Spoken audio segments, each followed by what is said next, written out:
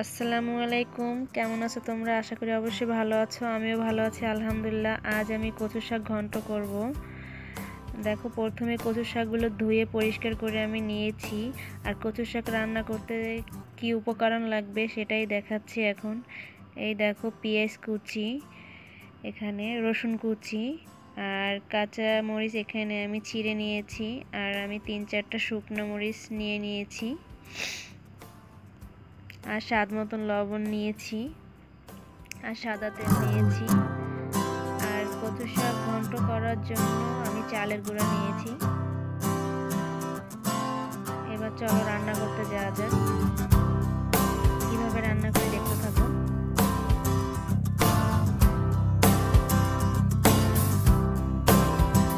আর আমি চুলায় গরম কড়াই দিয়ে দিলাম। কড়াইটা দেওয়ার পরে কিছু পানি দিয়ে দিয়েছি। এবার আমি চুলাটা অন করে দিলাম।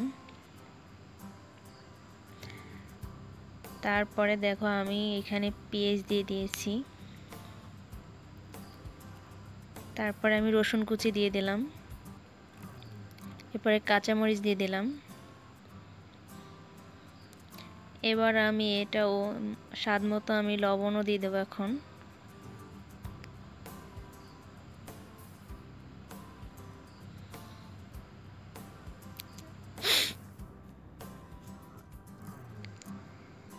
এরপরে আমি এই পানিটা জ্বালিয়ে উতরিয়ে নেব।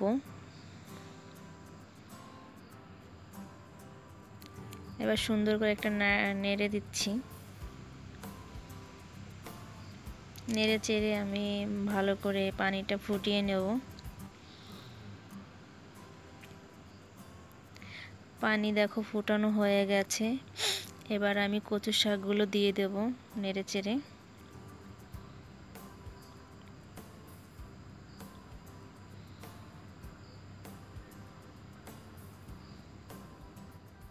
দেখো, এবার কচু শাকগুলো দিয়ে দিলাম সুন্দরভাবে।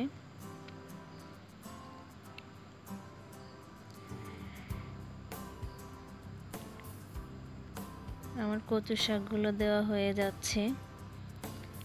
এবার আমি কচু শাকটা নেড়ে নেব, উল্টিয়ে পাল্টিয়ে দেব।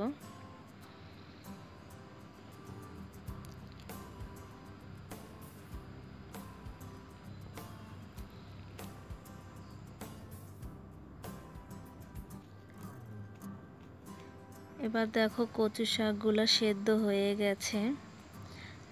এবার আমি এটা একটু নেড়ে চেড়ে নেব। দেখতেই পাচ্ছ কতটা সফট হয়েছে, আর একটু সফট হবে। আমি কিন্তু কোনো ঢাকনা দেইনি।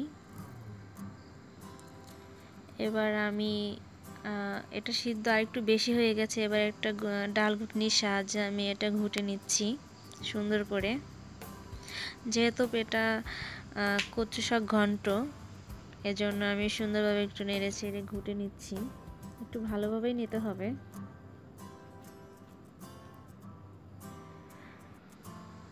কচু শাকগুলো ঘোটা হয়ে গেছে।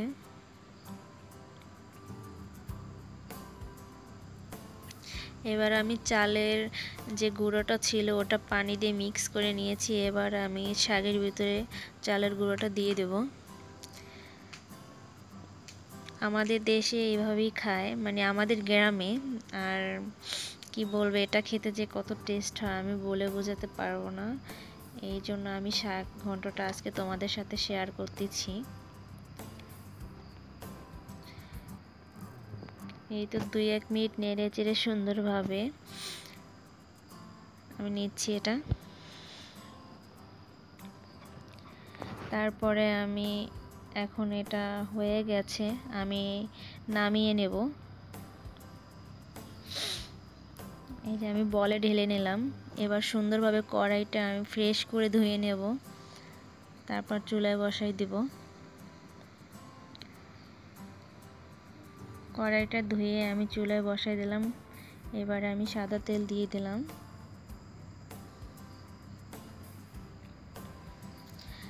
এরপর আমি শুকনো মরিচগুলো ছিঁড়ে রেখেছি, শুকনো মরিচগুলো আমি কড়াইতে দিয়ে দেব।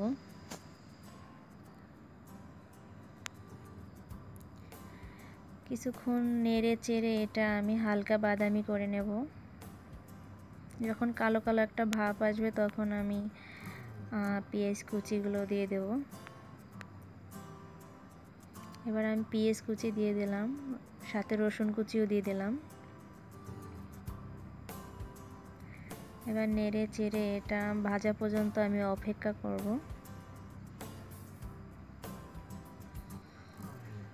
শুকনো মরিচের জন্য ফ্লেভারটা খুব ভালো আসবে।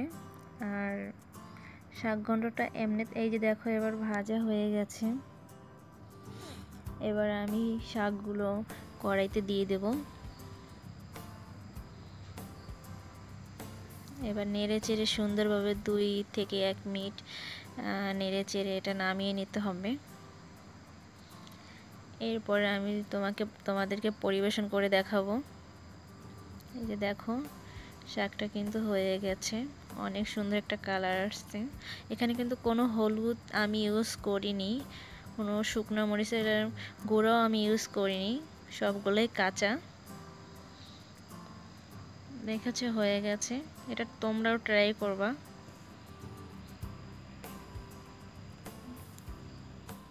এবার আমার শাকগুলো হয়ে গেছে, এবার আমি পরিবেশন করে তোমাদের দেখাচ্ছি।